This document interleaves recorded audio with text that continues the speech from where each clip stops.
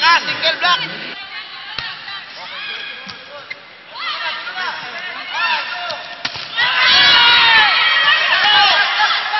Coco Wang.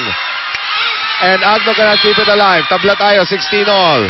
So silent efficiency. Mababalik pa ni Agno yung bola, but... Kung naibalik pa ni Agno yung bolang yun, kailangan na niya mag-training sa boxing kasi uppercut na gagamitin niya ron.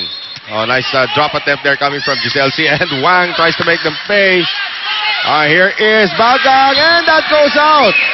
So Bagang doing the smart thing, pinadaan doon sa mahabang kamay ni Coco Wang. 1 point lead now for the Lady Tamaraws. Combination, Kainglet, yes! Hindi mo pwedeng iwanan ang mga spikers doon din Kainglet. Oh, well. Na-late si Palma pagdating sa blocking kaya nagkaroon ng butas sa gitna nilang dalawa. And of course, si Phil Kainglet, talent talaga niya, makahanap ng butas sa court.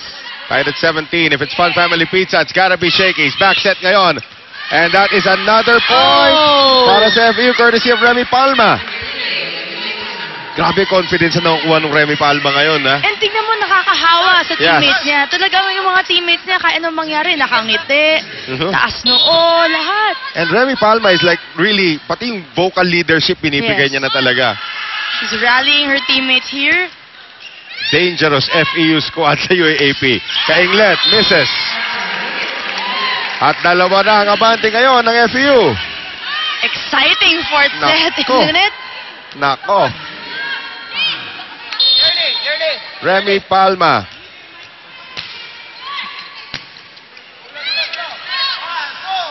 Morada. Nice take that time by C. Again playing like a libero. Akala ko papalo siya eh. Pwede. Nasa likuran nga lang siya. Kainglet. Pons. Kaya. Bagang. Pons gets it across. Hindi kayang FEU ngayon. Right. Coco Wang. Ay, hindi na mabutan yun ni Simborio. That's a really powerful attack galing dito kay Coco Wang. You gotta give it to FEU. Hindi bumabagsak ang bola sa sahig. Again, tulong-tulong sila dyan. Kahit na wala si Agno sa loob, tulong-tulong sila sa floor defense. Everybody is contributing. Lahat nagsisikap para magkapuntos. Right. Reyes. Morada. Siguro Kainglet. Nice block there coming from Simborio. Buhay pa rin. Lipat sa kabila. Agno is there. Floor defense na naman. Back set. Papunta rito kay Simborio. At yun, pinakain na niya kay Kainglet.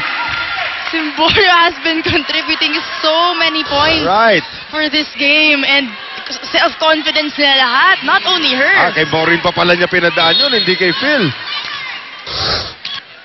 Bagang. April Jose, running attack na naman. Micah Morada. This time dug up by Giselle C. Bernadette Pons. Wala kang masasabi sa defense ngayon ng FEU. Regalo dinamigay pero nakuha naman ni Penetrante. Here is Kainglet. Dug up again by Giselle C. Pons, yes! Once again! Grabe! Confidence is sky high ngayon para dito kay Bernadette Pons na nasa harapan pa rin. Jen Reyes. April Jose, Penetrante, again, great floor defense by FEU. Pons again! Pons again! Corner shot! 21-18. Spikers can't believe it. I can't believe it. Hindi natin nakita. Pons scored 2 points or 3 points in their first game against Smart Maynila. Then now she is leading the team in scoring here. And leading FEU into this 4-point lead sa ating fourth set. Block coming from Malabanan. Penetrante one, again Tin Agno. Great floor defense. Matatawid pa? Hindi na. Ang layo na pinanggalingan ni Giselle C. Well, si Giselle C nadulas din nung nakuha niya yung bolang yun. So, valiant effort. Pero again, ang ganda tignan kasi ang bilis ng FEU. Tulong-tulong talaga nag-uusap. It's like a completely different team from that first set. Kung saan talaga parang naplatan sila no? I agree. Combination play ngayon. We'll see what... Agno diving for that one. Reyes. Walang babagsak. Bawal na bumagsak na bola. Right. Ayan na naman. Simborio. Back row attack. Galing dito kay Bagang. Jose. Morada. Challenge that time. Morada keeping it alive. Can Mercado do something? C. Back set ngayon. Simborio. And buhay pa, hindi na. Naghahanap ng net violation si Coach Shaq.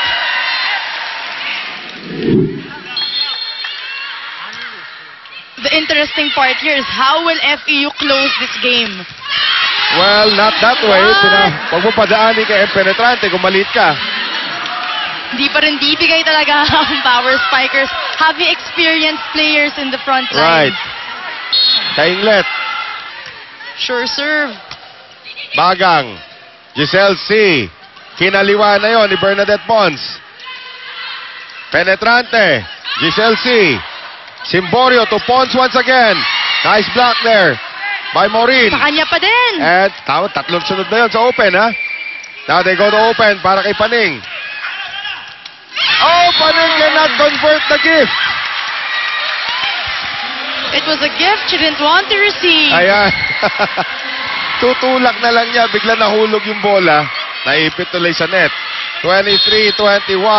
Still a long way to go. 2 points away Kaya ang FEU. 2 points away naman itong Meralco from tying it up. Penetrante, nice. Highest pointer for Meralco. So far, yep. Oano.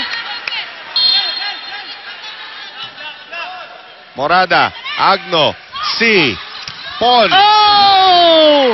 Wala. Correct call by the linesman. That did go out. I thought it went in. 23 all, timeout Shaq de los Santos.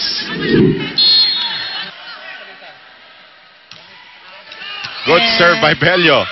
Combination play, Bernadette Pons! Oh! Two tall blockers. Wow! And one play lang ipapasok. Si Velez yun lang ang gagawin niya, sana mag-block, kaya lang umiiwas. So now, set point for FEU. This is going to matter ngayon para dito kay Jerry Malabanan. Hold on to your seats. High serve by Malabanan. Oh, no, hindi pa daw. Hindi daw ganun kadali yun. Hindi daw ganun kadali. Tinawid ni Penetrante. Giselle C, quick set to Remy Palma. No! No goal coming there. 25-23. FEU forces this to a fifth set. At sa mga hindi pa yata alam ni Michelle Gumabaw, usually mga first time na pinapartner sa akin, umaabot nga ng 5 sets yung laban. Kaya naman pala. Hindi ata ako na-brief kanina. We are going to a fifth set. Take a look at our shaky in play ngayon dito. If it's not Bernadette Pons, it's Remy Palma at siya nakakuha ng huling puntos para sa FEU. Ito ang Shake is Billy.